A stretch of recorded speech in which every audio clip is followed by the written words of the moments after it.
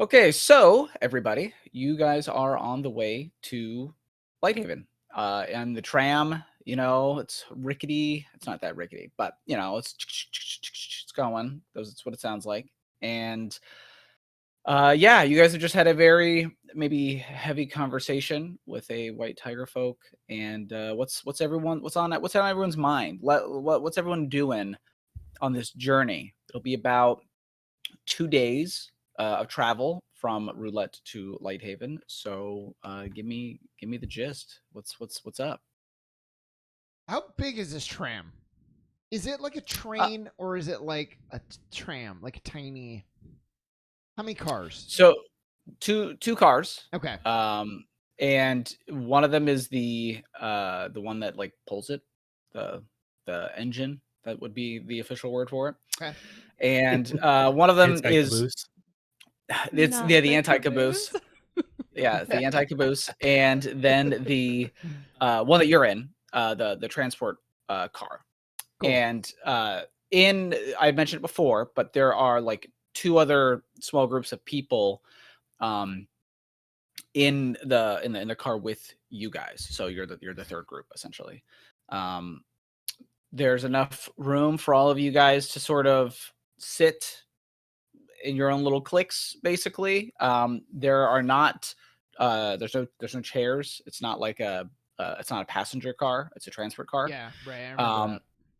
Yeah. Cool. And yeah, there are just a bunch of large crates that are sort of strapped down to the floor. Excuse me. That one of the groups is sort of sitting closer to. And then the other group are kind of keeping to themselves.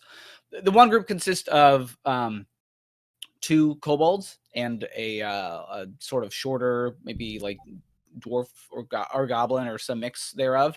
And then the other group that's kind of sitting away from everybody is looks to be a young woman and like a sort of younger maybe child or something like that. And they're kind of keeping to themselves. And then there's you guys.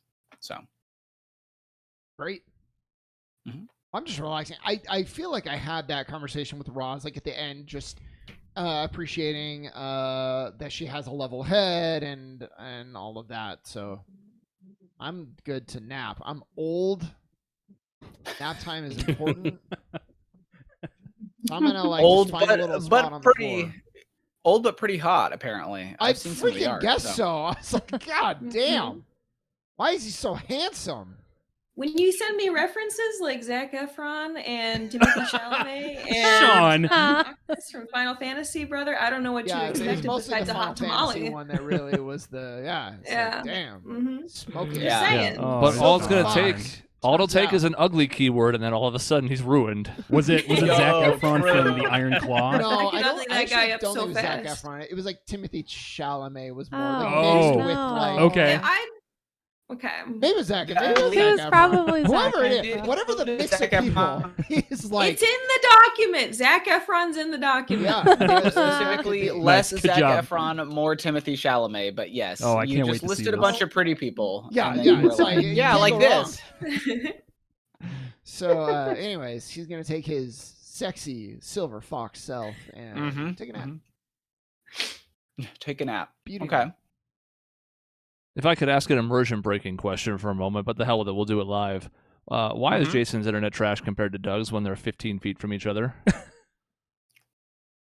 Is one on Wi-Fi and the I- other's on LAN? I'm on Wi-Fi. I'm on LAN. Oh, that's weird. That's Well. the opposite of what you expect. That's It fine. looks okay now, but for a moment there, as you guys were talking, Jason was like dropping frames all over the place. If Well- it's any consolation, on my screen, everybody is frozen. So Oh no. Yeah, and mine froze up earlier too, and it eventually caught up. So I think it might just be our internet overall. Is it actually. melting? Yeah, Like all the blinds? it is 117 out there. it's pretty nice. Yeah. Yeah. Beautiful. All right. Sorry. Anyways, go ahead. It's all good. So yeah, if we're a little iffy, that's probably why. Yeah. Okay, just I it'll be want to why. know Yeah. what. Okay, I'm Mayru. It's Myru. Myru. And that makes sense Yeah. because it's the eye. What is Myru doing in light of? She has not had a very great couple days. And so I'm curious now, there's a little bit of downtime. How is she processing? Yeah. Well, I think last time she was talking to Albus a little bit about his home. I think that was a conversation towards the end of last session. So following that,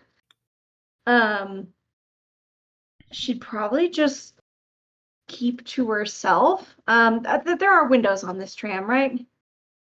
Yes, there are. And currently, as you guys are traveling, it is just a lot of like tunnel, a lot of underground right now. So there's not much to see. But like for the similar to before, I'm not going to describe every single interaction. You've got like 2 days worth here. But at least for like this first day, you will occasionally pass by like say an underground lake or like say a junction of some kind. Where like maybe they might like you might see like a smaller track, not one that would support a train, but like mine carts or stuff like that. Like it's not. This isn't to say that there's nothing down here. There's certainly stuff in like the underlands here, but there isn't like a city that you guys are passing by or a ton of scenery. So there's a lot of just sort of sitting in a tunnel, kind of waiting for time to pass, that sort of thing. So yeah, I would like to see if I can get an interaction between myself, Maisie's Miss Sharp, and Kestrel Maya to talk about the shackles. The shackles. much. Oh, Yes. Okay. Well, I'm sort of minding my business. I'm sitting and I'm collecting whatever nonsense I can find on the ground. So you going to? I don't know. Roll me a dice. I want to see what kind of nonsense you can find. Okay, I want to see what nonsense I can find too. What would you want me to roll? You know what? Let's roll. What's the biggest dice you got? Do like a My- D20. Do a D20 A D20 or a D12 if you got. If you're doing physical dice, that's or not this doing. game. Listen, I have a physical dice. I can do that real quick. What's Actually, the lighting as she rolls that, Jason? Like, is it like a one dinky light that's like flickering in and out?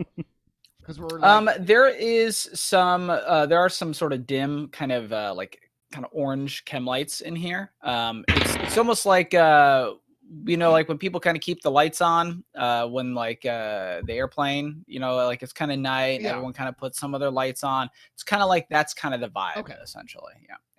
Okay, you want me to roll a D20? Sure. Mhm. I just trying to see where are we I on the rolled a scale? 15. A 15. I did.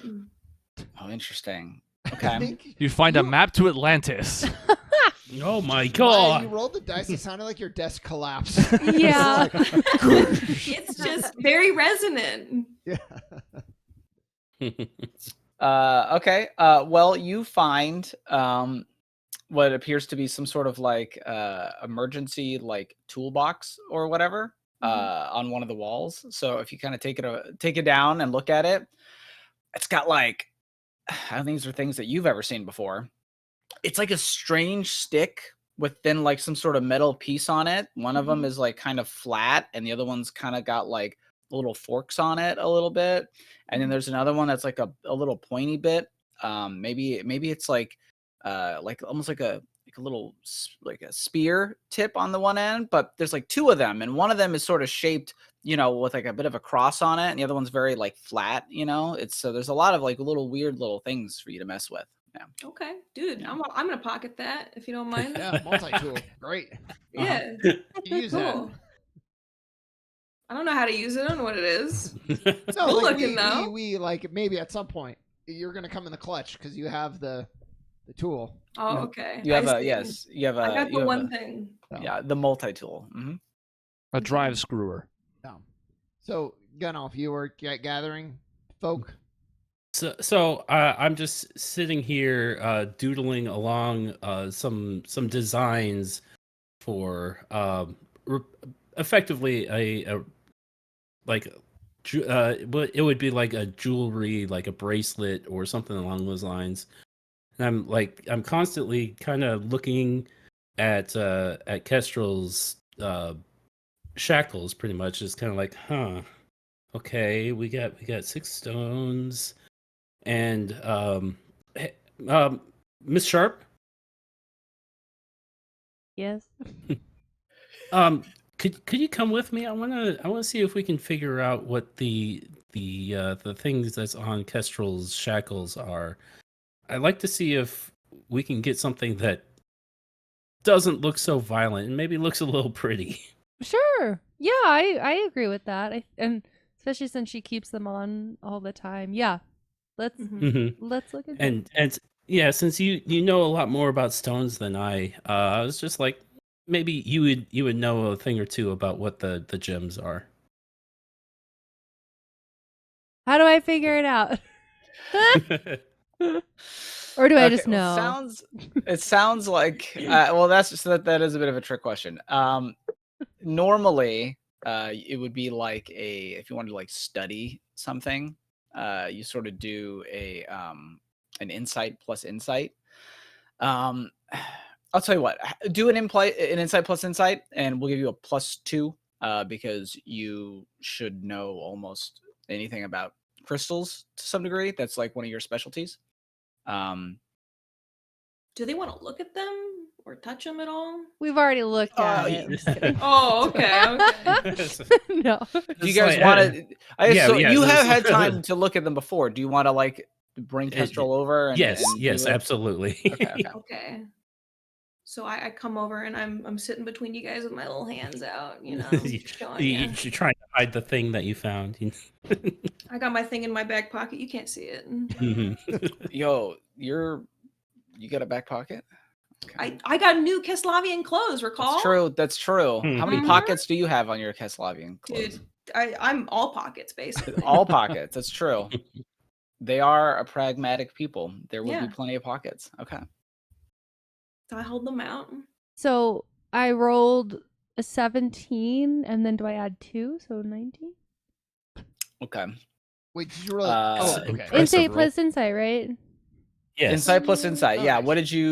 What was your 2 dice? What was your high roll? It doesn't actually matter, but I'm just It says interested. 7 and a 10. I think Okay. my Wow. insight's a D10. That's my best one. So Mhm. Okay. So Yeah, you I don't have Straight in. the roll open. I don't have You're an roll 20 expert open on all of this. to keep the internet Actually. better. So You Yeah. invented these cuffs. yeah. You can't break these cuffs.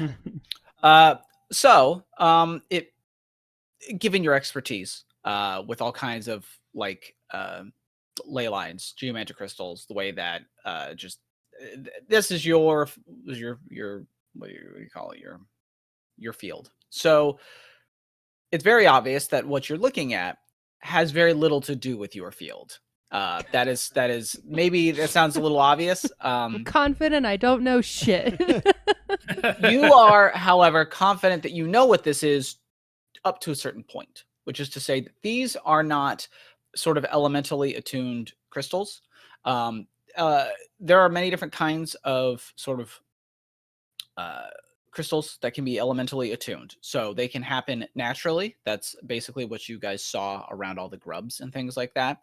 That's where ley lines and the sort of flow of magic in the world sort of coalesce, and natural growths that would have happened sort of become stored within the crystals that can cause them to grow, often take on the properties. A lot of times the whole area can be kind of infused with elemental magic.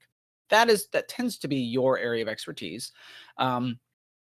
But as sort of an extension of that, you are at least vaguely familiar with the process in which certain kinds of magic that sort of it's passed down. It was sort of originally came up with by the crystal dragons. They're a type of dragons, and their own connection with crystals and those sort of geomantic things made them the first to inscribe sort of runes using their sort of connection with the crystals. They were able to inscribe magical runes, language, so to speak, draconic language, onto the crystals in such a way that it more or less, think of it almost like programming the magic held within the elemental crystal to create an effect. So whether that be to like protect somebody from something, or say you could like project power. So if it was a fire attuned crystal, you might be able to say shoot fire out of it, things like that.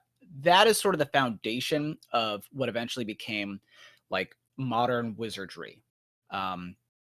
That's that is something that you are familiar with historically because of its connection to elemental crystals.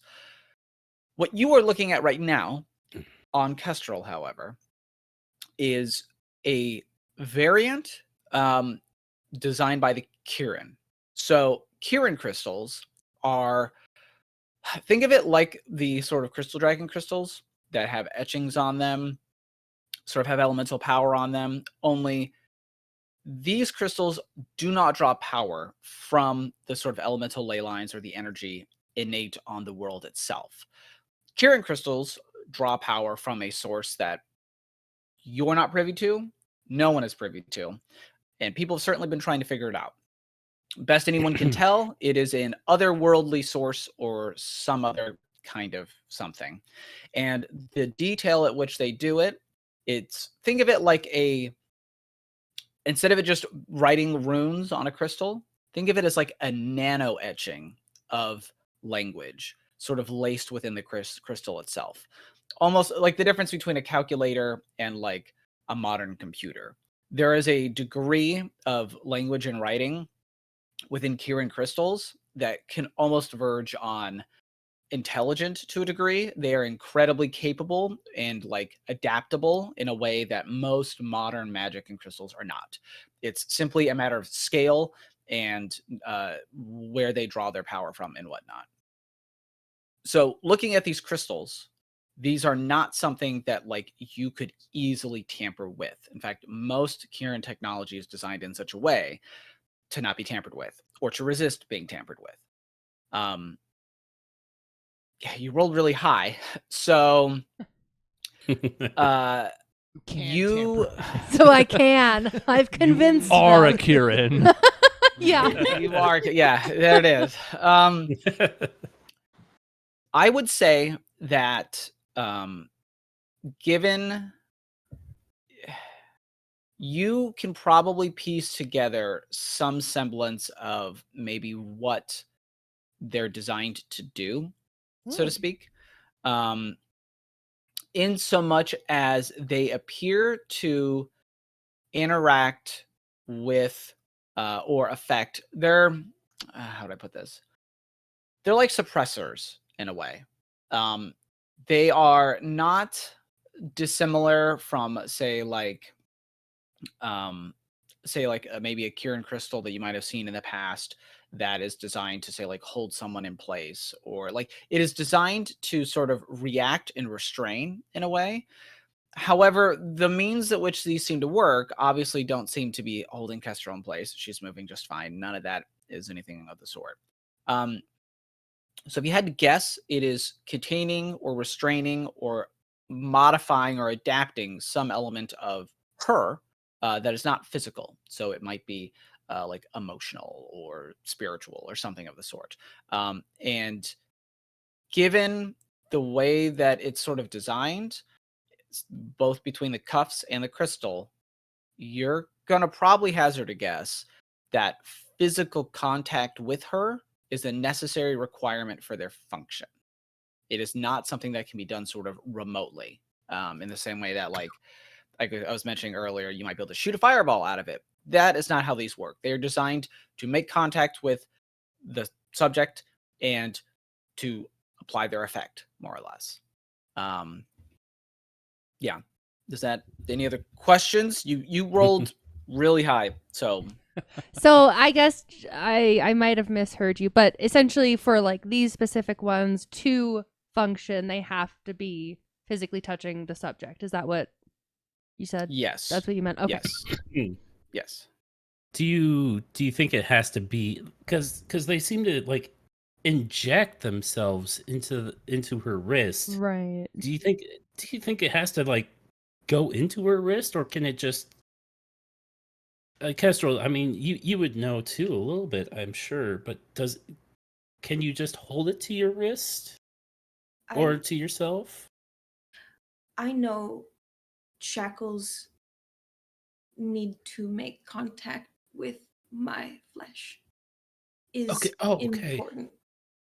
Okay, so just the flesh, that we can work with that. That actually, yeah. We can make it so you don't have to bleed everywhere. But maybe. If I can just design something like a bracelet or like a bangle, and it just keeps the crystal in contact with your skin, do you think that would work? I don't know. All I know is when the crystals go in, I feel different. Okay. Don't Okay. feel so much like myself. Okay. And I why don't know.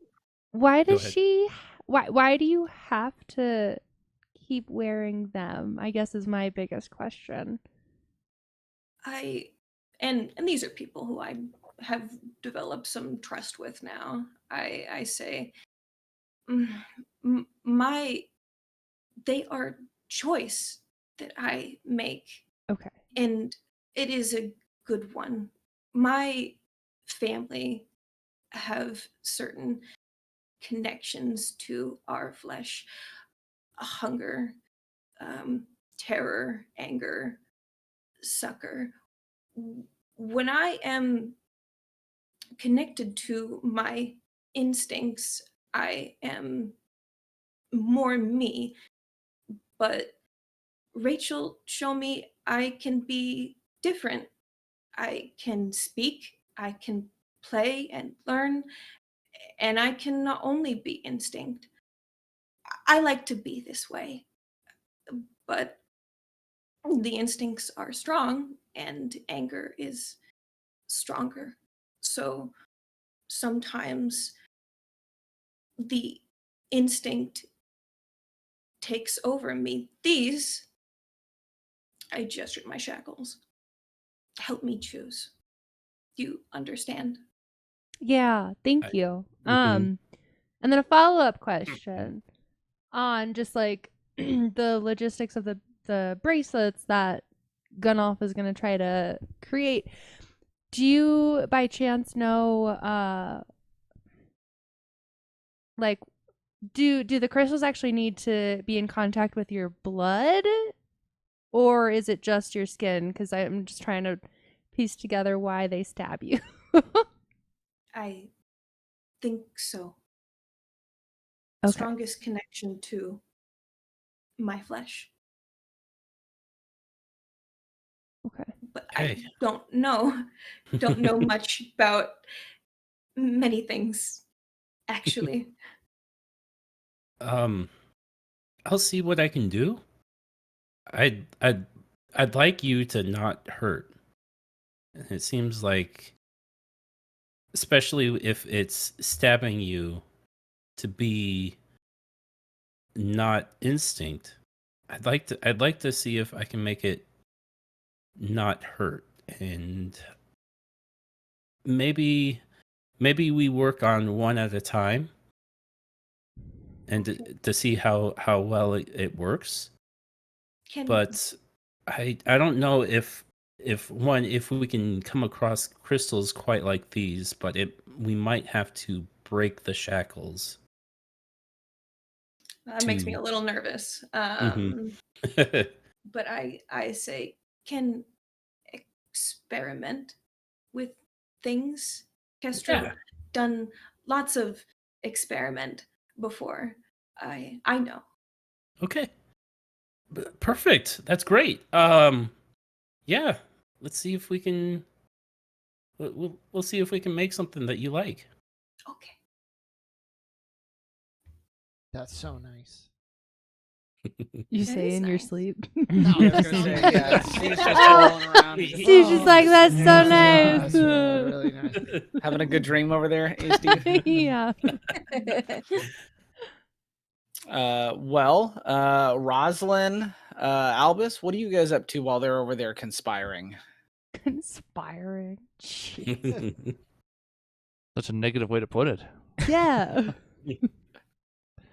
Rosalind's mostly just sitting over on the ground in a corner, since there's no chairs in this passenger train, or this cargo train rather. and I have subtracted 1 Zenit. I know it's very important that I'm above board on this. I Correct. decided that she did not cash out one of the 1 Zenit chips from the casino and roulette. Okay.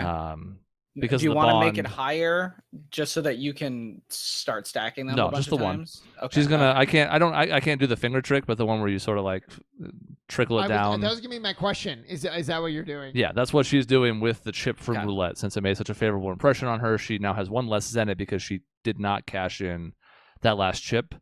But considering the weight of what she's found out in the last couple of days, she's sort of keeping to herself, which doesn't make for interesting role playing, but is what she is doing. It's totally fine. Albus is kind of sitting on the floor, cross-legged, lamenting about the knowledge he just learned from his fellow tiger folk, and kind of questioning its reliability. Even though he's trusting of the information, it still seems like a situation that's unbelievable to him. So mostly just kind of thinking and kind of in his own little head and world for the most part. It's been a rough couple days. Yeah. It sounds like a lot of us are kind of like processing, Yeah. stealing ourselves for what's to come. Sorry, what did you say, Maya? Nothing. I was just like, I'm noticing, Meru is off on her own, looking all sketty. Yeah, what's Myra up to? Do you want to? Because Yeah, she's kind of planted herself by the window. Not that there's a lot to look at any point, but just kind of keeping to herself, occasionally running her hands through her tail, kind of brushing it out, Okay. removing any dirt from her clothes. Just thinking. I'd like to go over and have a conversation with her. Okay. That's all right. Yeah. Her ears will prick up as you approach. Okay. I kind of sidle up, and I look maybe a little sheepish, and I go, Myru, you mind if we speak a moment? Myru nods enthusiastically and says, "Oh, like not at all. What do you want to talk about?" Okay. I just wanted to say I am sorry that I was so scared of you at first. I see now you are not scary. You are nice. And I kind of think about it for a moment, and I only think when I escape, you look so much like your sister. Same. And I kind of gesture to her face and all that, and I say, and when I saw her in research facility, I saw curiosity in her eyes, and it scared me. Myru's going to pat your hand and say, "You don't have to apologize for being scared. I completely understand. Our faces are exactly the same. We have some different patterns on our bodies, but we are identical in that regard. So I can understand how that would be scary. Yes. But you don't have to apologize for that." Okay. And what you said about Tana's interesting. You said she had curiosity in her eyes? What kind of curiosity? Curiosity is like instinct. My brother used to tell me I was too curious for my own good, because curiosity is dangerous instinct. It can take you over, can control you. I personally fight curiosity. Whole life cannot take me, but I think maybe it take your sister. I see many people in research facility, all different things, all different wrongness. What was your sister doing?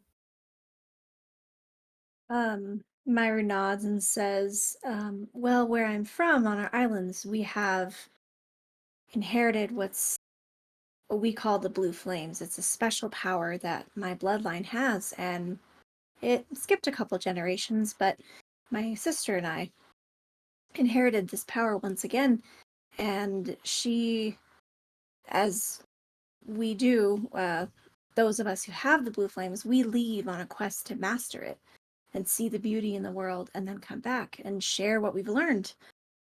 And she had left before I did, and I always thought she was so strong and confident and powerful that she would have no problems mastering this power and bringing good back to our home. I see. I left a couple months later and we haven't been in touch. We're very independent when it comes to these journeys. The goal is to set out on your own, grow as a person, find yourself, find what's wonderful in the natural world. So I unfortunately don't know what she was up to. And I'm just so sorry that she ended up in that place and is potentially another research subject. Very scary to think about. I am sorry that she ended up there. Me You too. say she looked for beauty, yes? Mhm. Maybe she look for too much. Maybe she see too much. I just know I see curiosity Yeah. in there. I was in the facility for a very long time. And at first, I wish my brother would come and save me. So I understand you want to go save her. My brother was mighty, very strong. I think he have no trouble getting in there, break down walls, pull me out, but I start to wish he don't come. I start to wish he don't come near facility because I don't want what happened to me to happen to him or anyone else. He was mighty, but I see that facility too strong. So I am sorry we leave her behind. Myra nods at all of that, absorbing it, and says, thank you for sharing that. That's been the struggle I've been having as well. And I'm sorry to hear you were separated from your brother. I hope maybe we can find him and help you reunite, and then I hope I can do the same with my sister one day.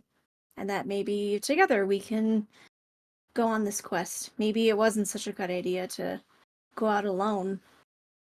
It can be challenging to be out there by yourself, and the way we define this beauty can be different. It can be wonderful or destructive. It's all in the eyes of the beholder.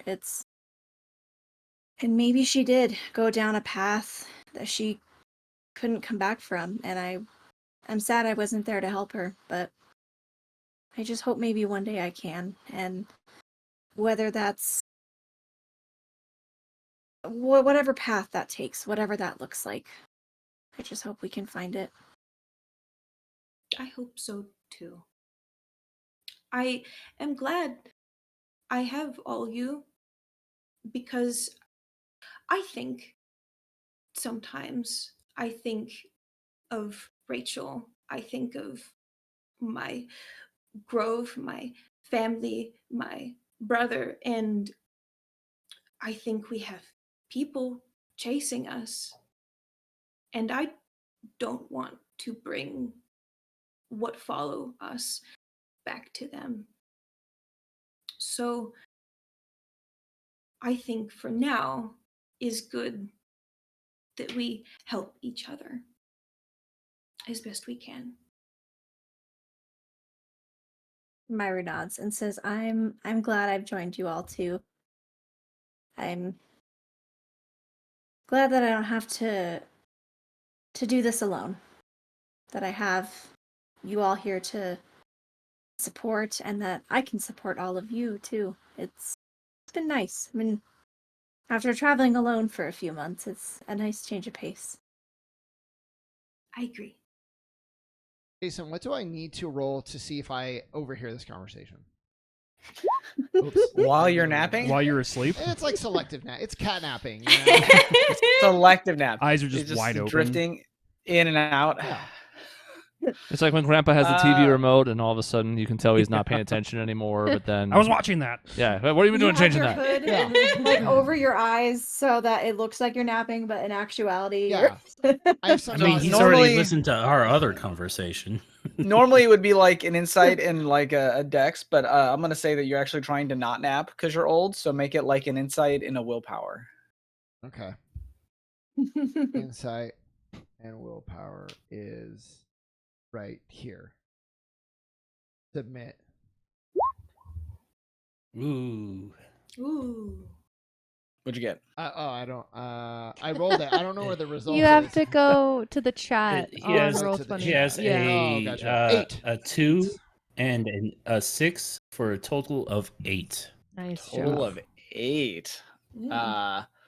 Don't hear Value shit. points exist. All you hear is Yeah. Yeah, you hear It's you, like you hear Charlie some Brown. conversation, but I don't know that you can make a whole lot out with that unless you'd like to spend a Fabula point. Yeah, I would. Yes, I would, because I do want to hear. I mainly. What does it take to hear "brother" is what I'm rolling for. So I'm. Yeah, I was gonna ask about that too. Excuse me. What does it take? You'll have to find out. I rolled the same thing. Well, no, wait. Jeez. You can let's roll it back a little bit. You Okay. can roll one dice different. if Yeah, you say so you choose. don't have to re-roll both dice. Oh, okay. So Yeah, the yeah. same point that I'm spending, Doug, because you're our Fabula point tally guy, I guess. Yes. What's the one dice one die that I need to roll? Roll a d6. 2. Okay. Well, that's the same roll as it was before. Ah, that's actually They- 3 times. Mhm. Oh my The god. dice gods really do not want you to see Oh, anything or hear face. anything.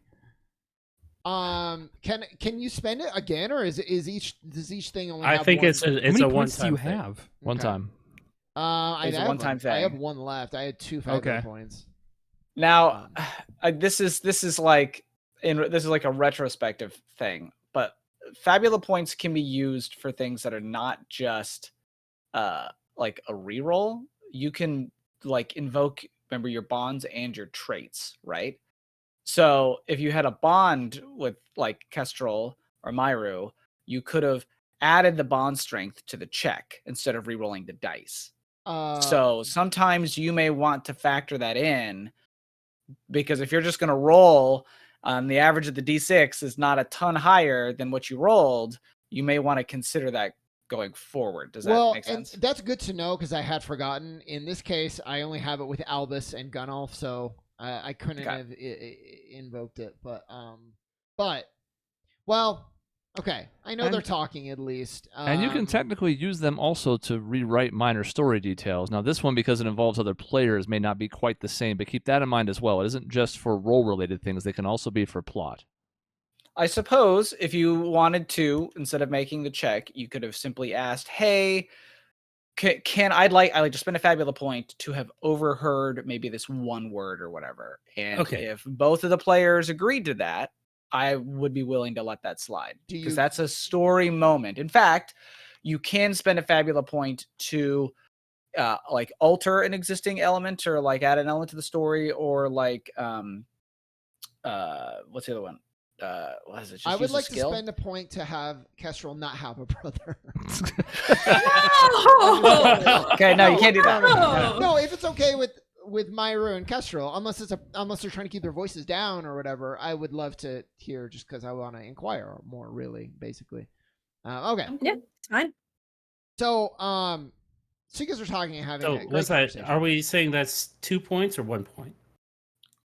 I'm willing to spend 2 if you're like this is punishment, Jason. You know, I'm a benevolent DM, so you take 1. Okay. Okay. Take Yeah. 1. We're still learning. Yes. So I'm gonna just come from behind you both, put Oh. my hands on your shoulders and be like, it warms my heart to see our little crew bonding so much. That's just great. Did I overhear something about a brother? And I just kind of, well, I'm jump scared, by the way, and I'm like, Jump scare. yes, my brother Wolf. Why? I didn't know you had a brother. Seems like important information. I'd love to hear more. What? Where do is you he? want? What happened? Home? I don't know, but I assume home at Grove. You want me to tell you about him? Yeah, Kestrel, I apologize. In my head, your identity is the prisoner from Freegate. Of Yeah. course, that's not the case. You have a home and family and a place where you're from, and I don't think any of us know anything about that. Hard to speak about sometimes. But I come from a grove. My brother, he is mightiest hunter in Grove. He so strong he could break marrow trees. He is oft overbearing, yes, but good man, good wolf. What else you want to know?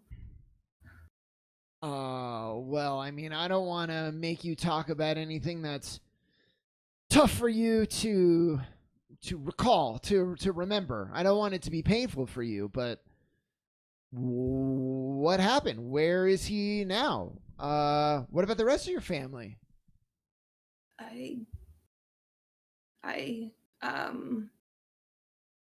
They are, I assume, home. I was taken. It's funny. You know, he tell me, Kestrel, don't go getting into trouble. Kestrel, don't go there. Kestrel, don't do this. And I go and do anyway. And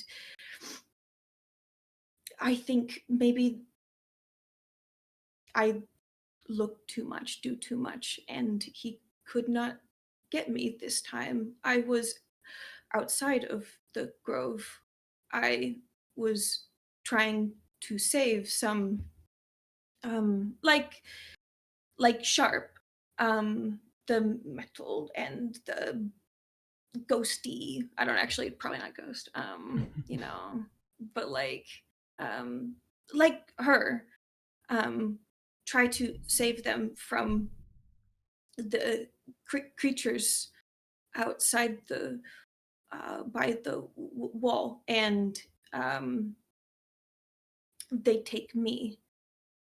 Think maybe I interesting. So you were talking about your sister's name. I always forget, Myru. Oh, Tana. Tana. So you mentioned Tana was curious. It sounds like you were pretty curious too. Kestrel, very good at fighting curiosity. Can live with curiosity. I cannot take me to, and I kind of think about it, and I think maybe you're making a point, but no, you're not right, actually. Kestrel good at fighting curiosity. But curiosity get into many things, likes to look inside and take for itself. Was fighting curious creatures actually, the ones I try to protect the what is sharp? Anchorite. Sorry. Anchorite. Okay. I protect anchorite from curious creatures. That's very brave of you. I try. So, Kestrel, why? I know Marie is here. She's cool. She's great. Why aren't we trying to take you back home? Do you want to go back home? Can't go back home. Why not? Home impossible to get to. Okay. Random question, Jason. What are the odds that I would have a map on my person? Pretty. You were traveling on like a quest, like a nice world quest Mhm. for beauty. I would say pretty high If that you don't have have a some map, you kind of fucked map up. on you. Okay, I just wanted to check because I would like to pull out my map then and kind of roll it out onto the floor, smooth it out, and say, Kestrel, do you know where your home is on this map? You said it was by the wall. I've never seen a map before in my I was entire gonna life. say, yeah. Oh. Now that is a tough question that I'm gonna have to like make sure I step in. Kestrel's never seen a map and does not have like an idea of geography, so Okay. I'm not even entirely So- sure how to backwards. Hmm. Okay.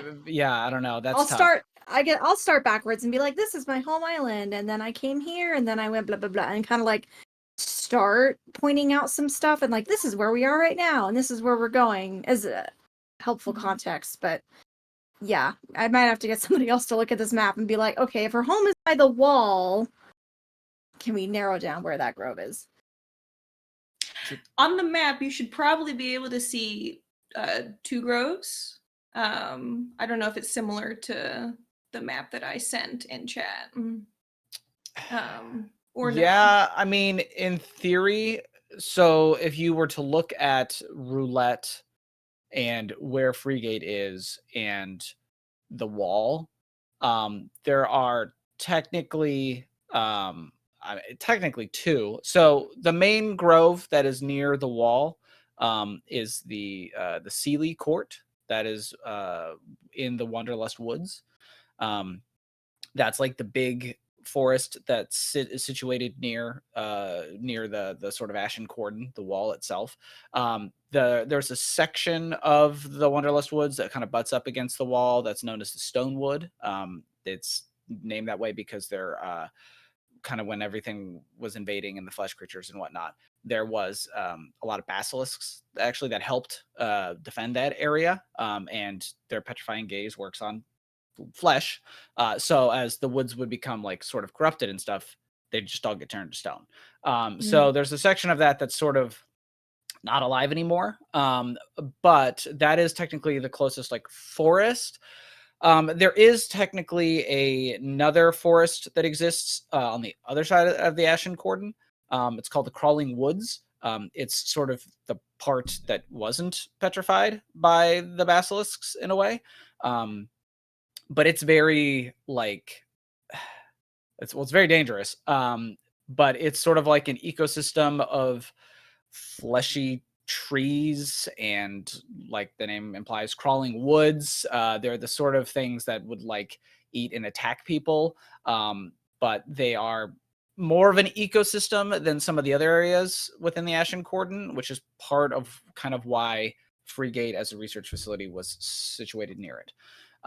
So technically there are two of them, two forests near the wall, but one of them is on the bad side and one of them is on the good side. So, yeah. Okay. And are you pointing at the facility, or are you just gesturing vaguely, or? I'm definitely going to be pointing out at least the stuff that I know for sure. I don't know how much of the. I mean, I think it's safe to say I can probably see the two groves on the map. In terms of all that extra detail, I don't think I would have that, but I could tell her, like, hey, there are these. It looks like there's two groves on the map.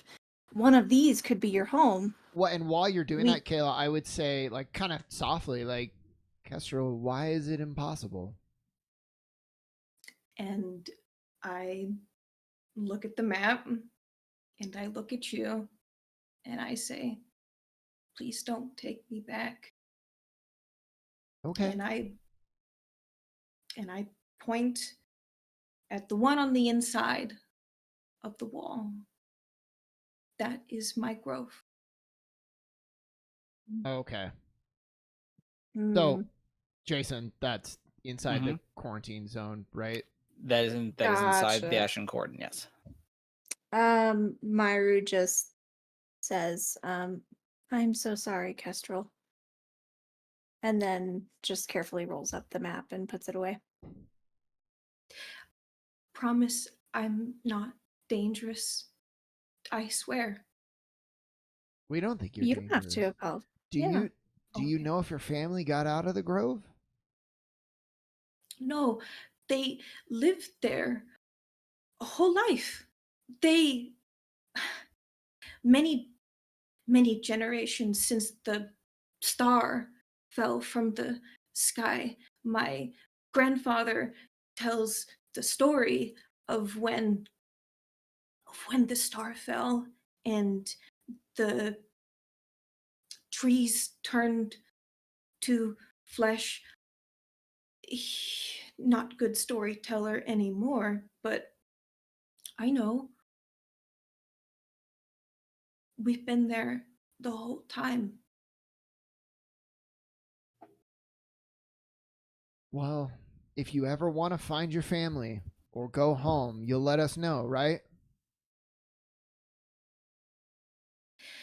Have to go through facility to get there.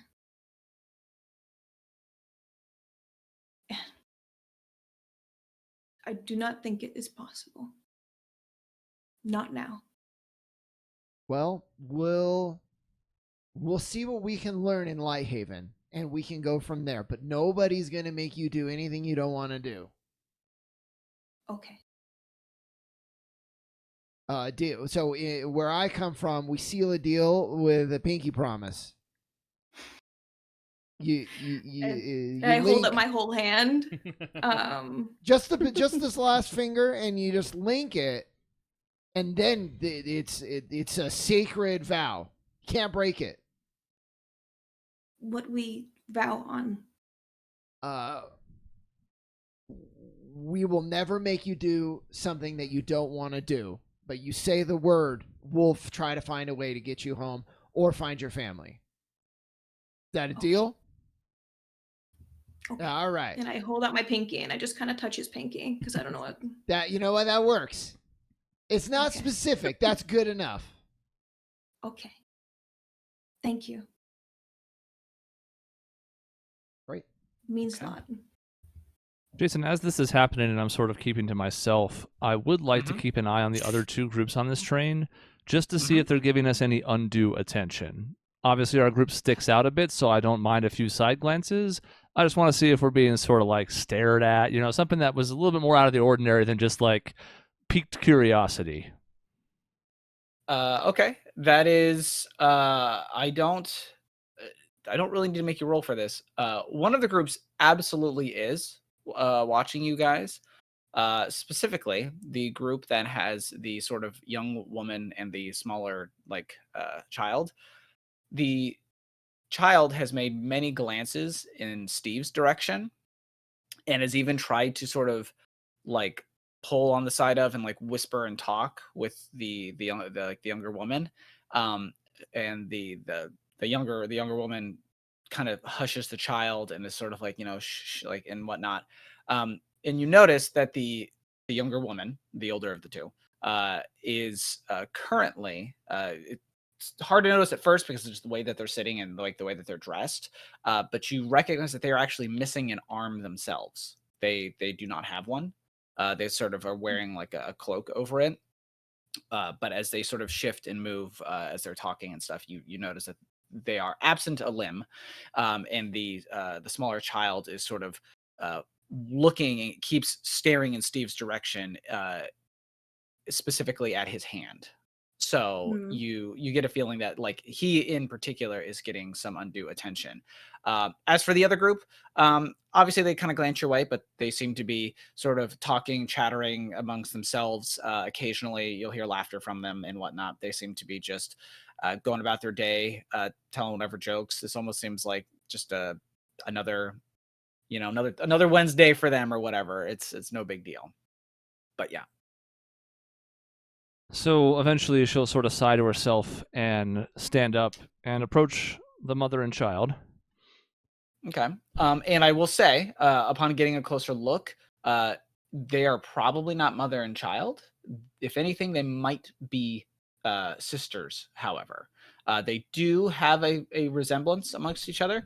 The older of the two is a like an elf orc. You can notice the sort of smaller teeth jutting up. That's sort of a half orc lineage, but the sort of pointed ears of the elf. And the younger one appears to be a elf goblin. The sort of broader face and kind of wider eyes and whatnot. But there is a distinct familial resemblance between the two of them. But the age gap is not big enough for you to assume mother and daughter. Okay. So. So I'll go up to the two of them, and I will say, "Hi there. I have a quick question for you, if you don't mind. Mm-hmm. We haven't been to Lighthaven before, at least I don't think most of our group has. Have you been before? Is this your first time?" And the sort of the younger sister of the two sort of hides next to the older one, and the older one sort of sits up, and she says, "Well, I can't say we have. No, this is our first time. Can we help you in any way?" I was just going to see if perhaps someone who had been there before could give us a little insight on where to go, but I couldn't help but notice you looking in my companion's direction. I don't want to seem insensitive, but was there something about his hand, his arm that got your interest? And the older sister sort of looks down scoldingly at the younger one and says, "My sister thinks that maybe your friend would be able to help me, but she's wrong. That's not how this works. We talked about this." And the little kid looks sort of dejected, and she goes, "I'm sorry. We don't mean to cause any trouble for you guys. She's just curious, is all." And Roz will sort of look reassuringly at the younger sister and say, Mhm. "Oh, it's no bother at all. In fact, I've tried to help out younger folks at an orphanage where I'm from as well. The only problem is I'm not the person who really can make this call, but if you don't mind, I can call over one of my companions and see what might be possible. It may be too short a trip and we may not have the materials, but knowing Gunn off the way I do, I think he would want to help if he could. Do you mind if I bring him over?" And make like there's no charisma checks in this game. Do like a willpower, do like a double willpower. That is sort of their version of charisma. I want to see what kind of impression you make upon her. Why is there no double willpower in the preset rolls?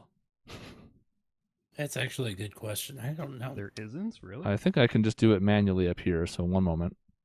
Yeah, there's a whole bunch of combinations down there, unless I'm missing something. The 12 do not include a willpower plus willpower, but I think I can do it this way, so... It says Captivate is Dex and willpower. Yeah, I was about to say it's Dex. the one that Well, Dex I've and done... willpower. Let me know, because I can't see roll 20 either in the setup. You did very, very well. Oh, It's yeah. not a crit, but it's close. It's you have a 2d8s, and Yeah, it's nice. an 8 and a 7.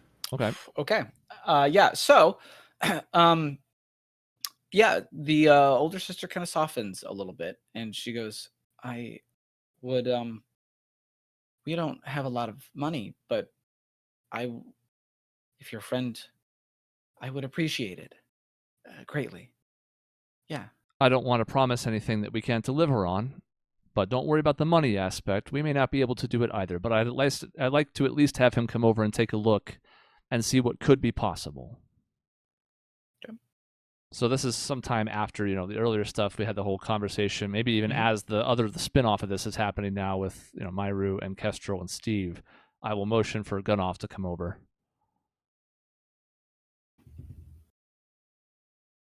All right. Do you go over? Yeah, do you go over? Absolutely. Okay. Of course I do. He does not. He's No, he does not. He's busy.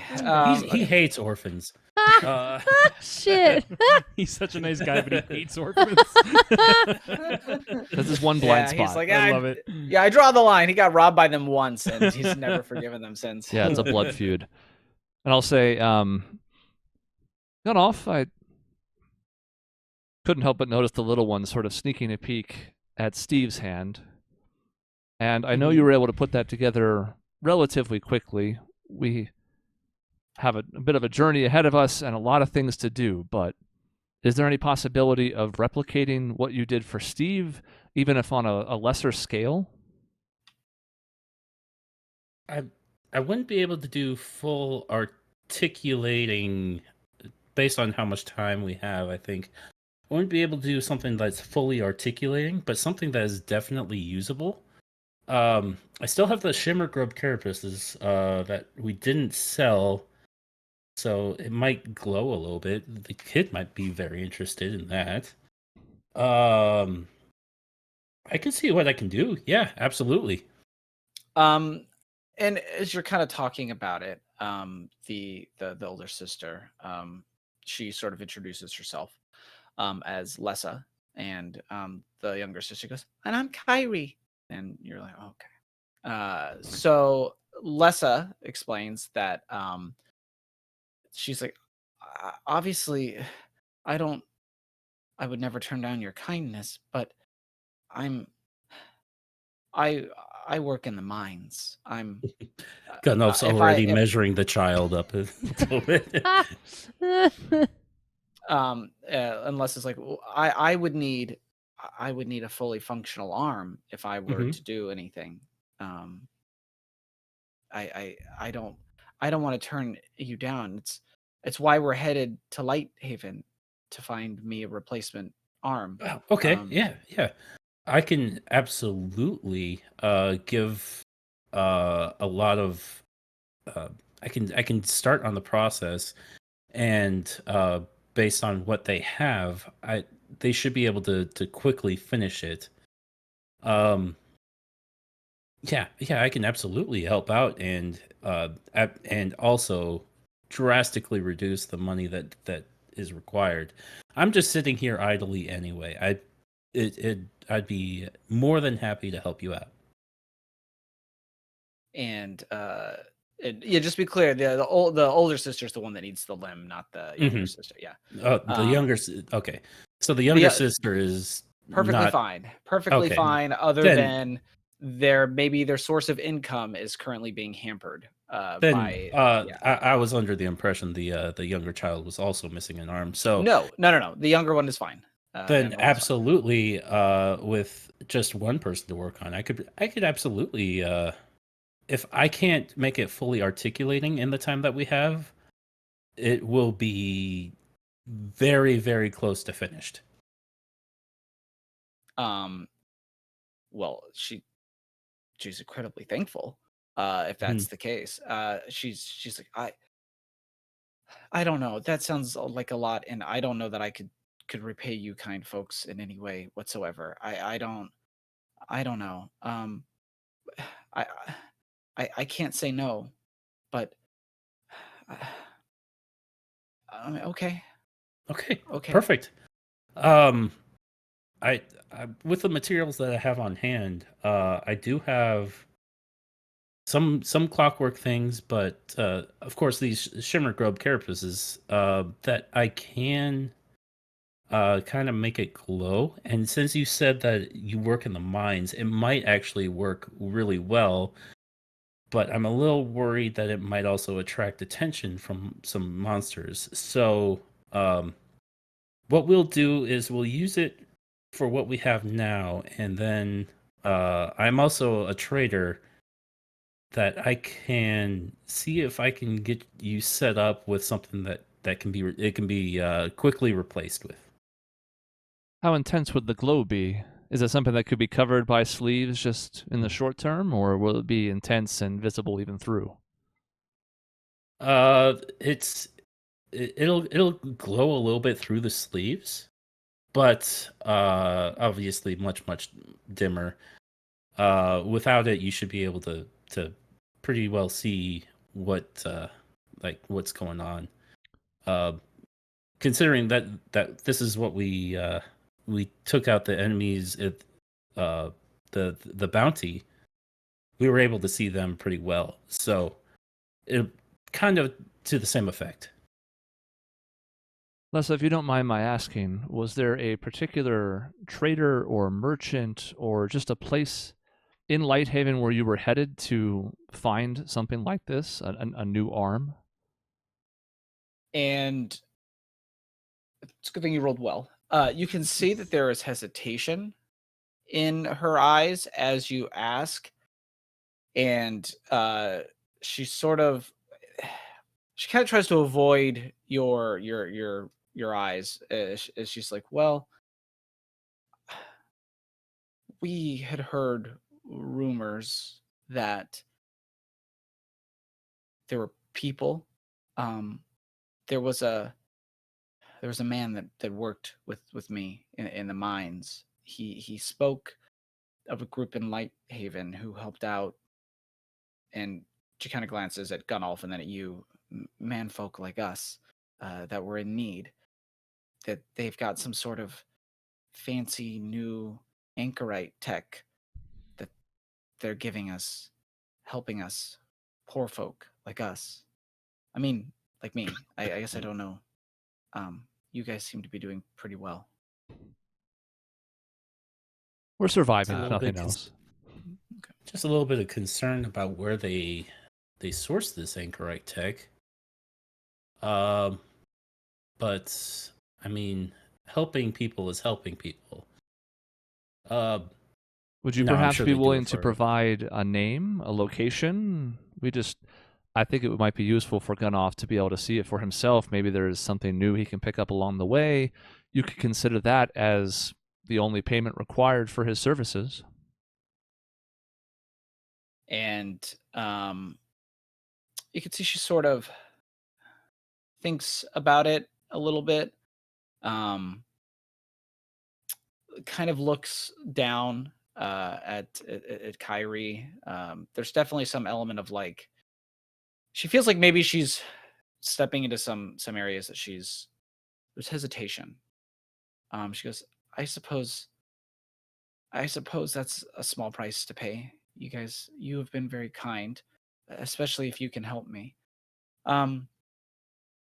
Yeah, I was told that there's a place in Lighthaven. They call it Little Keslov.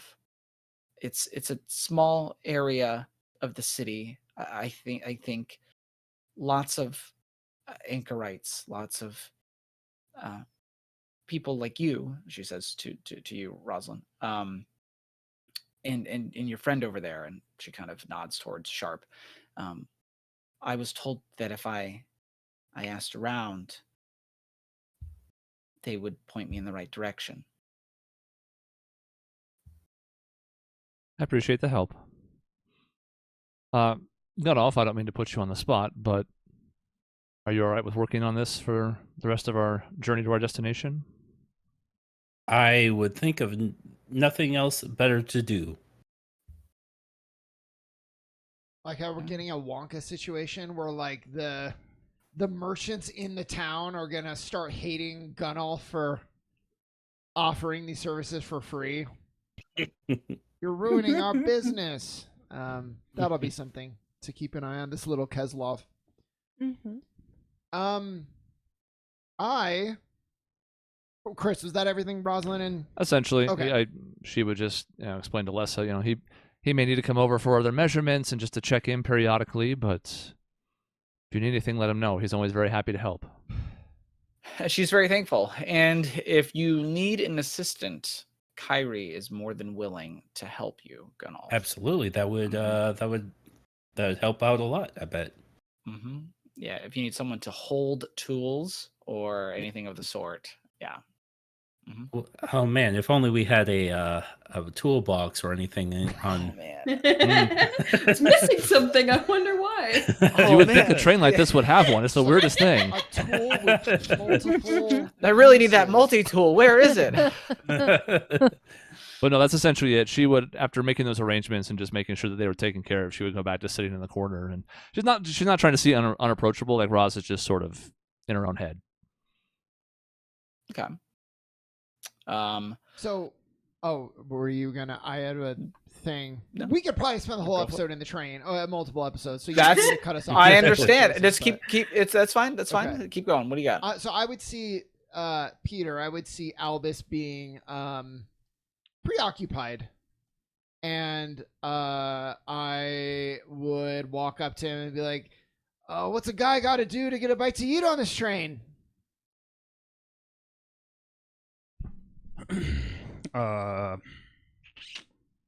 And he kind of looks up from where he's looking down, and he goes, "Are you hungry?" Famished. Well, I could prepare you something. I What would are you love in the that. mood for? Oh gosh. What do you have? You got some new ingredients. Oh God, hold on. Where are my ingredients? I don't see any sort of food catering service on this train. Maybe some of the other people might be hungry too, if there's enough food. If you wanted to be a local hero. Jason. Local, so local the tram. yeah, Yes. if I'm preparing food just outside of combat, do you want me to still use the stuff that I have, or can I be a little bit generous with? That's true. Normally you're kind of supposed to like scavenge as you're Yeah, traveling yep. and whatnot. That's why I'm a bit worried about spreading the food to everybody on the tram. That I'm just offering. Yeah, and Maybe- then you're like, "Hey, everybody, You can buffet, for everybody, right? buffet's Not to- over here." Yeah. Not to overstep, but maybe you have like a set of common ingredients that just, you have Yeah, yeah. certain things on hand in Yeah. your capacity as a chef that you wouldn't be able to utilize in I combat. They don't wouldn't have use anything it any fancy other way. properties. Yeah. Yeah, like something like that. And if you're ever without your satchel, like if you're imprisoned or something, that's not the case. Something like that maybe. Sure. Yeah, I am more than willing to is in like in a case like this. You can't really scavenge, but like you're not really doing anything crazy with this. I think it's perfectly fine that you have enough on-hand food to Okay. whip something up that doesn't have any particular quality magically or otherwise to it, essentially. We If you could just want to scavenge, whip up a depends meal, on- that's Right. I Well, start, If there are I start perishables rooting and- on the floor If of we- the train. if we want to have dinner that's a screwdriver, we'll be in great No, shape. I'm saying because there's like boxes of shipping. As so much if there's as- yeah, yeah, anything- yeah. If Oh. it's like nuts- tools, nuts and bolts. Jason, then no. But if there's any non-perishables in the crates, There are okay. Do you want to look in the crates to see what's being Steve transported? would, even though you're Yeah, probably not supposed I'm a to. little hesitant about doing that because I feel a little guilty about it, but it sounds like Steve's all for it.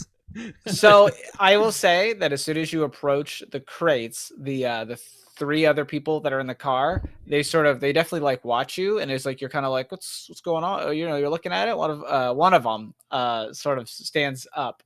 He seems to have he's like a dwarf or some sort of dwarven lineage, maybe mixed with a couple things, and he's like, "Aye, we help you."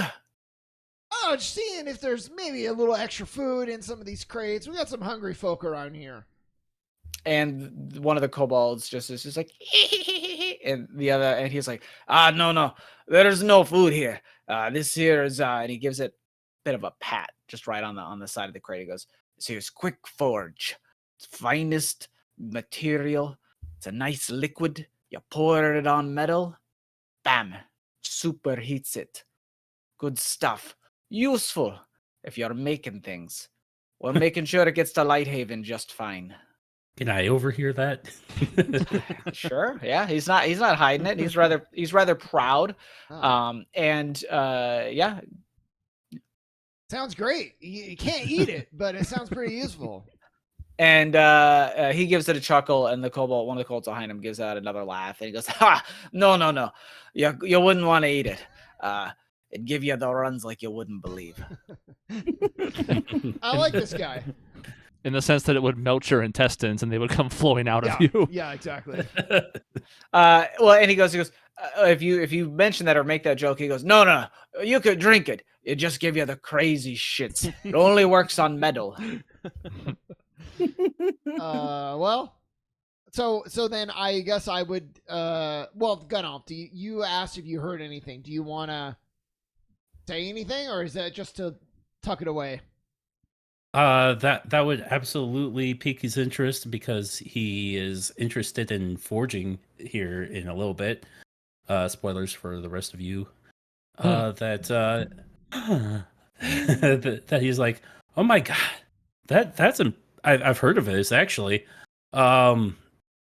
You guys, of course, you guys have a contact, and I would love to purchase from you in the future. I'm Gunolf. I'm a merchant and apothecary, and I'd love to make the connection that maybe we can do something in the future.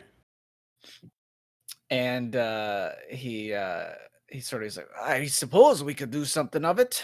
We're just here to make sure it gets where it's going, but sure, we could put in a word, make some Absolutely. introductions. Sounds great to me. I'll give him my information about where to find me, or at least be able to contact me in Lighthaven. I don't know if I want people to really introduce themselves to my hometown, but Lighthaven is a great place for me to be contacted at the very least. What would your location be in Lighthaven? Like, how would he get a hold of you in Lighthaven? What kind of information are you giving him? It would be a shop of a tinkering and apothecary shop. That's I don't know if I've nailed down a name, but see, oh god, what's Is this like a third party shop, or is this like you run the shop? I run the shop. You run the shop. Okay. I run the shop with my brother. Okay. Do I know? You don't have a name for it yet, You don't have though. a name yet. Or does Doug not have a name, but Doug Gunolf doesn't has have a a name? name. Okay. Oh, Gunolf but has a Gunolf name. has a name? Because I think it's funny if Yes. Gunolf is like, I'm working on a name, I just don't have it yet. It's just, That yeah, would be the fun. shop is just titled Tinkering and like Yeah. Alchemy. I've made a lot of things, but I Tinkerings haven't made are a us. sign yet. Because Steve's gonna have Yeah. a bunch of recommendations if you don't know. Give me a second here. I can come up with a name that we can go with in the future. Tinker Stop. Call it Two in the Tank. There you go. See. No, we'll come back to it, but Okay, at that's the very fine. least, Yes. So you give him the location, and he sort of like he's like, so you're in the business for some quick forage then, huh? absolutely. And he's like, okay, well, we'll see what we can do. But I gotta make sure this gets where it's going, so you can't have any of this. I understand. As much as I'd like to tinker with it and even maybe use it a little bit, I understand. You got people that are looking for every bit of this. I bet every single drop. And he's like, what are you planning on doing? A little bit here, there. I'm improving some weapons, improving some armor. Might even make a little bit of a tram myself, car, something along those lines. And he's like, it's a lot of work. Just yourself? Myself, my brother, we tinker a little bit here and there, but I'm the one that first and foremost that draws out all the plans. So it's mostly me. I could always use another hand, but at the very least, who couldn't? That's what I pay Absolutely. these goblins for. You see Lessa looking sad on the side.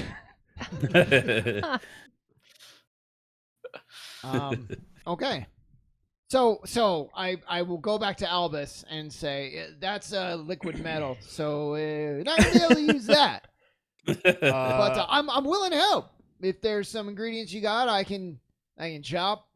So I start kind of rooting around. So I have a belt and it's got multiple pouches on it to hold my ingredients. So I start kind of rooting around inside of my pouches to kind of see if I can find something extra. And I pull out this kind of orangish red apple. And I also find a small container of honey as well. And I kind of just look at them for a moment and I go, I could probably do something with this. Would you be in the mood for something with honey and apple in it? Great. My two favorite foods. How can I go wrong? So I take I'm still sitting on the ground, cross-legged. So I take the cleaver that's beside me and I put it and I rest it on top of my lap to kind of use it as my own cutting board. And I set the apple down. I start cutting up the apple. And I have a small little bowl, like a wooden bowl, that I use for mixing ingredients. And I dump the apple in there. And then I start pouring the honey on top. And then I root around in my bag a little bit more. And I find something that kind of looks like granola. I don't know what the fantasy world equivalent of granola would be. Granola. And I dump that in there as well. And I kind of mix it all up. And I'm assuming, Steve, you're like sitting like next to me. Yeah, well, and while you're doing it, I want to be like, you really do take on a new dimension when you're cooking. Yeah, you can tell you love it. It's been a passion of mine that I didn't really even know I had until a couple of years ago, but I appreciate you recognizing it. Yeah, I know. You took some heat for loving to cook. It's not usual for tiger folk, but I gotta say, whenever I see you do it, I think you made the right decision, and you should be proud. Oh, well, thank you. I appreciate you recognizing that. And then I take the bowl, and I just kind of slide it across the cleaver towards Steve's side and say, enjoy. Okay. I'm going to eat it and love it. Roll. Roll to see if it tastes good. Yeah. So I want to. I have a feeling it tastes good. I don't think you need to make a roll. Yeah. For it. Yeah. So I'm gonna take a bite and just be like, "Oh my god, this is so good." Do you mind if I share it with some of the other people? Oh, absolutely. Food is meant to be shared. And then I'm gonna make rounds, and unless somebody has a problem with sharing the spoon, I'm gonna go to Myru and Kestrel and just kind of make my way. Everybody gets a bite. I look at it and I'm like, "Where is meat?" Yeah, no meat. It's just you got some apple and some honey. If you got a sweet tooth, it's perfect. Energy food. Oh. Is for eating? It's for eating. Go ahead, take a bite. I try a bite. It's surprisingly good, yeah. Myra's a Very big different. fan as well. Cool. And yeah, I mean, everybody, literally, if there's enough to go around, I would give I was going to everybody on say, the you can tram. report back to me and see if I need to make more. Yeah. Gunelf will have a plate, but also I'm sure Kyrie will be snacking on Gunelf's portion. Yeah. Yeah, so Kyrie wants some, the little girl.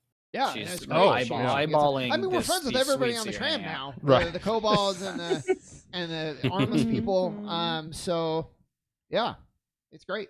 Yeah. I mean, they all enjoy it. It's all good, Even Hooray. the kobolds are like, "Hey, where'd you get this? It's pretty good." They're all. Yeah. Well, he's gonna open up a restaurant one day, so keep an eye out for. Have you thought of a name for your restaurant yet, Albus? Oh, not at all. Okay, well, his name's Albus, and one day he's gonna have a restaurant, and it's gonna be really good. And they all nod, and they're like, "Hey, I'll come by visit sometime. You let us know, okay?" Yeah, stop on by Gunolf's Yet to Be Named shop, and when you're done, good, feeling a bit peckish, head on over to Albus's I Yet to Be appreciate Named the future restaurant. patronage. Yeah. Yeah. Okay. Okay.